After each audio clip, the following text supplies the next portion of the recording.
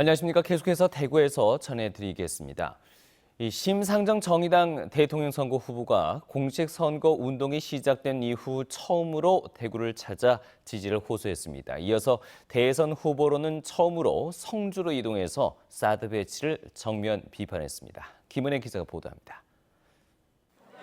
심상정 정의당 대통령 선거 후보는 대구 동성로에서 시민들을 만나 일일이 악수하며 지지를 호소했습니다. 심상정 후보는 이번 선거가 기득권을 심판하고 개혁할 수 있는 골든타임이라며 침체에 빠진 대구, 특히 청년들을 위해 대구 시민이 먼저 변화해달라고 목소리를 높였습니다. 정치 권력의 중심 도시였던 이 대구가 전국에서 제일 못 살아.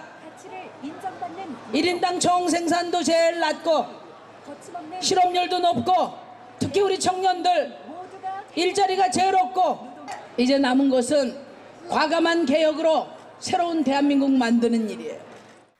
대구 유세가 끝난 뒤에는 대선 후보 가운데 처음으로 사드가 배치된 성주 소석리를 찾았습니다.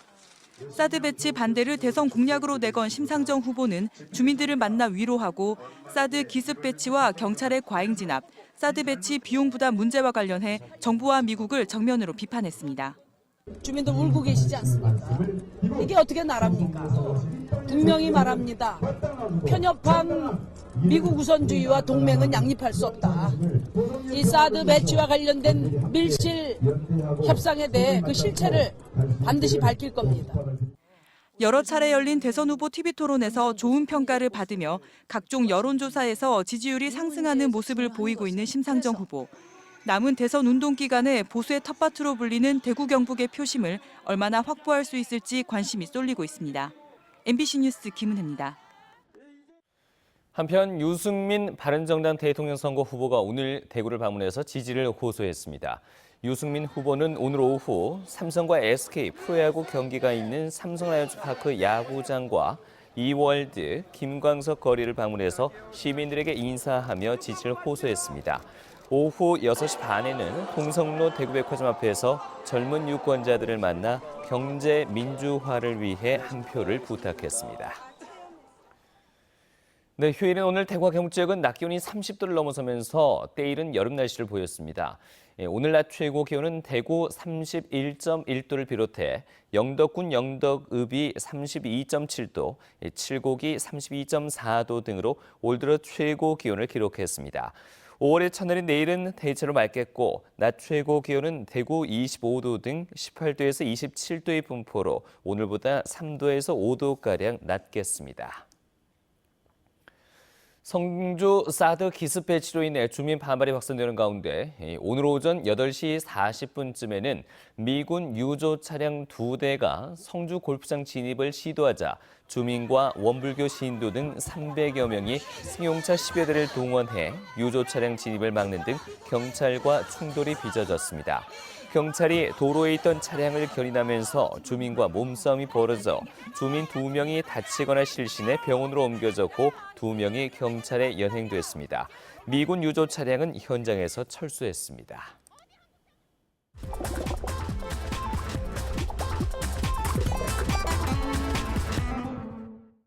대구 MBC 대표 SNS 탐구생활에 올라온 한 주간의 이슈를 솔직한 반응과 함께 풀어보는 탐구생활 M+입니다. 이번 주 가장 이슈가 된 뉴스는 경산 권총강도 사건이었는데요. 다행히 다친 사람은 없었지만 총을 이용했다는 점에서 모두를 놀라게 했습니다. 첫 번째 키워드는 총기 청정국에서 권총강도입니다. 지난 20일 경산의 한 농협지점에서 복면 권총강도가 현금 1,563만 원을 탈취해 달아났는데요. 범인은 사건 4일 만인 22일 충북 단양에서 붙잡혔고 도주 중 버렸던 권총과 실탄 18발도 모두 회수했습니다. 여기서 주목해야 할 점은 이 총기의 출처입니다.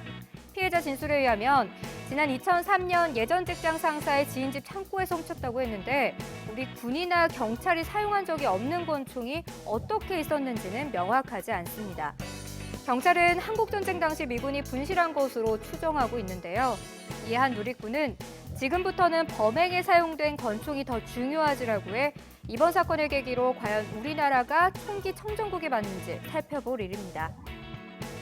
건강도 챙기고 기동성도 좋아 자전거를 이용하는 시민들이 많은데요. 이렇다 보니 도난 사고도 많아지고 있다고 합니다. 두 번째 키워드는 자전거를 도둑 맞았습니다. 입니다. 이번 주 SNS 탐구 생활에는 대구 수성구에서 자전거를 도난당했다는 제보글이 올라왔습니다. 오토바이를 탄 범인이 자전거를 그대로 들고 달아나는 영상을 자신의 페이스북에 공개한 건데요. 이 자전거는 국내 한 대밖에 없는 1,000만 원 상당의 고가로 살해금까지 걸었습니다. 이처럼 자전거 도난이 늘면서 자전거 등록제가 필요하다는 댓글도 보였는데요.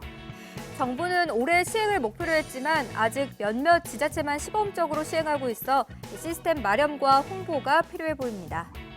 마지막 키워드는 목숨 구함 발차기입니다. 지난 22일 경기도의 한 아파트에서 흰색 상의를 입은 여성이 8층 베란다 난간에 위태롭게 걸터 앉아 있습니다. 옆집에서는 이 여성에게 설득을 하는 듯 말을 걸고 있고 2층에서는 한 소방대원이 조심스럽게 나옵니다. 순간 소방대원이 몸을 날려 여성을 안으로 밀어넣는데요. 넘어지면서 큰 충격을 받은 것처럼 보였지만 여성은 다행히 다치지 않고 구조됐습니다. 1시간 반가량 이렇게 경찰 부모님과 설득을 했는데 점점 더 상황은 위태로워졌고 최후의 수단으로 그런 구조 방법을 택하게 됐습니다. 이 영상을 본 누리꾼은 남의 목숨을 구하기 위해 자신의 목숨을 거는 분들 존경한다. 구조자가 다칠 경우 곤란해질 것을 알면서도 용기를 낸 소방대원 파이팅이라는 응원의 메시지가 이어졌습니다. 지금까지 탐구생활 M+였습니다. 대구시장배 전국 철인 3종 대회가 오늘 오전 대구 도심에서 열렸습니다. 이 대회는 전국에서 1,000여 명의 동호인 선수들이 참가해서 수성못과 신천 동로 등지에서 수영과 사이클, 달리기 실력을 겨뤘습니다. 이번 대회는 올해로 13번째로 열리는 것으로 해마다 많은 외국인들도 참가하고 있고 대회장 주변엔 선수 가족과 시민들이 나와 응원전을 벌였습니다. 재단법인 연등장학재단이 지역 학생들에게 장학금을 전달했습니다. 이 연등장학재단은 오늘 오후 군위군 부계면 팔공산 제2석굴암에서 대구와 경북 지역 고등학생 20명에게 각각 50만 원, 대학생 10명에게는 각각 100만 원의 장학금을 전달했습니다. 연등장학재단은 지난 2005년부터 해마다 30에서 50명의 학생들을 선발해 장학금을 전달하고 있습니다. 프로축구 대구FC가 홈에서 펼쳐진 K리그 클래식 8라운드 경기에서 지난해 우승팀 FC 서울을 2대1로 이겼습니다.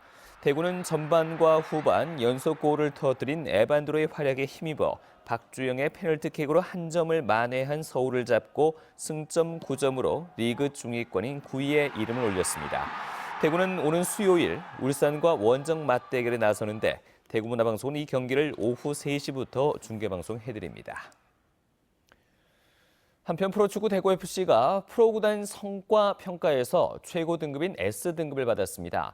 한국 프로스포츠협회가 발표한 지난해 실적 평가에서 대구FC는 자발적 후원 모임인 엔젤클럽과 색다른 팬 서비스 등으로 S등급을 받아 예산 지원금도 다른 구단보다 많이 받을 수 있게 됐습니다.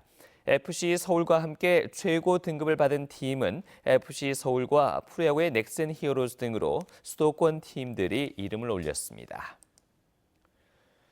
대구 고용노동청에 따르면 지난해 건설 현장의 사고 사망자 32명 가운데 휴일 사고 사망자는 7명으로 22%를 차지했습니다. 지금까지 대구였습니다.